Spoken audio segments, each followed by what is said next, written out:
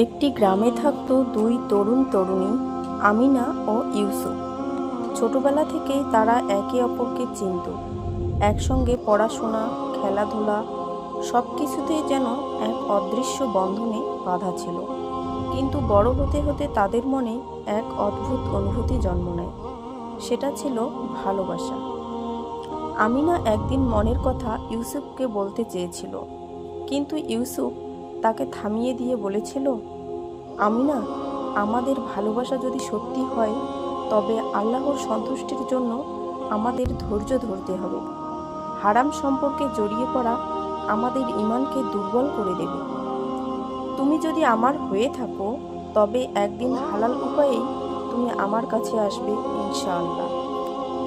এই কথা শুনে আমিনা চোখ ভিজিয়ে ফেললেও ইউসুফের ঈমানদারি কথাগুলো তার হৃদয়ে গেঁথে যায়। কিছু বছর পরে ইউসুফের পরিবার অন্যত্র বিয়ে দিয়ে দেয় তাকে।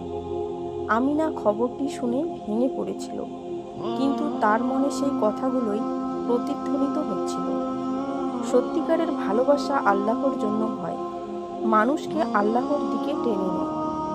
আমিনা জানত, আল্লাহ যাকে যার জন্য নির্ধারণ করেছেন তাকেই একদিন কবুল করবেন।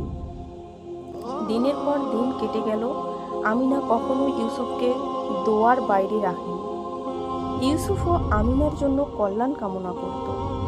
তারা দুজনেই একসাথে হতে পারেনি ঠিকই, কিন্তু তাদের ভালোবাসা অপূর্ণ থেকেও পূর্ণতা পেয়েছিল, কারণ সেটা ছিল ইসলামের সীমার মধ্যে আল্লাহর সন্তুষ্টির জন্য।